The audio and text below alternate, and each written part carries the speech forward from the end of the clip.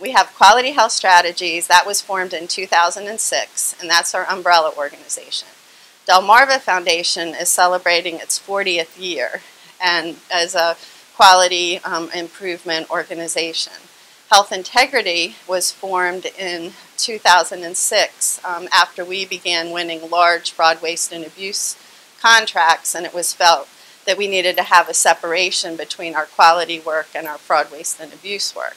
And then we have Quality Health Foundation that gives the grants to the communities. We have the Delmarva Foundation for the District of Columbia, which is another organization out of DC.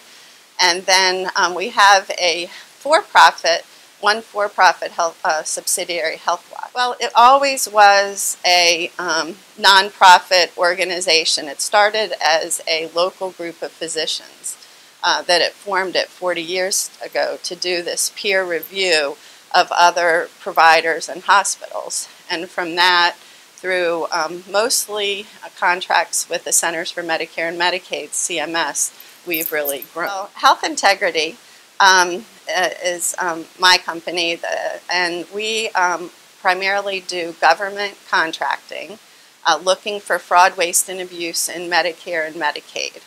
We have 3 large contracts. The one I just described before, the Medic contract, looking for fraud in Part D and Part C.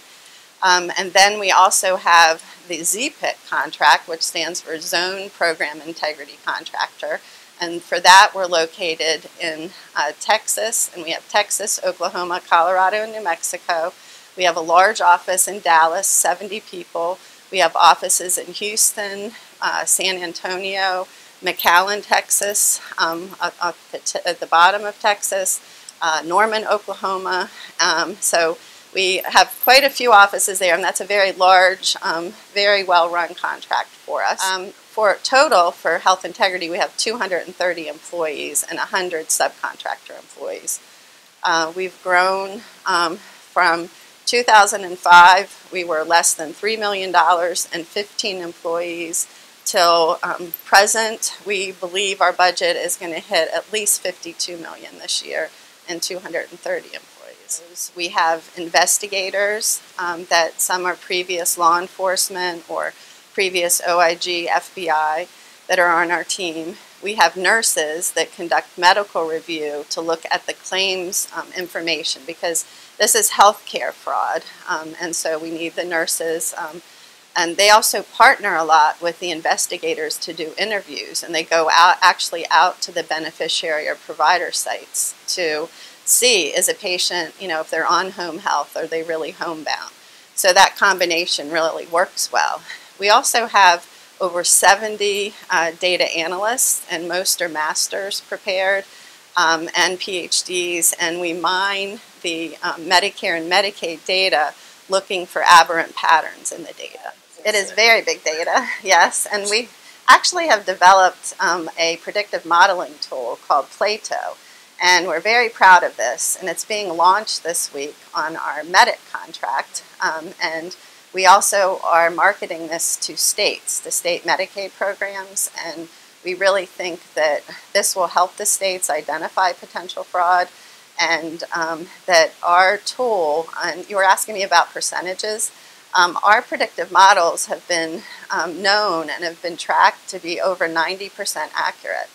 And what that means is if you are, say that somebody is potentially fraudulent and an investigator goes out into the field and reports back the data that the lead was good and that they are investigating that lead over 90% of the time. Most providers are good, and that's sometimes people get upset, like everything, is not fraudulent, and it isn't. Most providers mean well and are very good, but there are some that are very, very bad. So it's really important with all the monies that are lost to the Medicare trust funds that we do this work, and we are finding millions and millions of dollars of fraud. With Obamacare, there's a lot more emphasis on the data analytics, which we're very good at.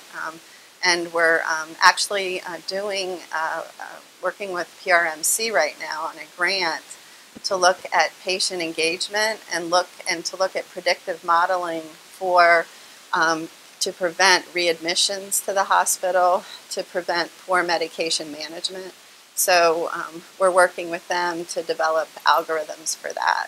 And so I think the healthcare, as far as the predictive modeling, is the next avenue that we're taking. So we have Plato for fraud, and now we're going to have Plato for health that looks for these poor patterns of care. So I think that's going to be really important under Obamacare. Yes, it's been very good for business, I think, for all of our businesses, because Delmarva is focusing on quality issues and looking at population health, and then on the health integrity side, the fraud and the predictive modeling. So it's been very good for both of our businesses. Thank you. Okay, thank you.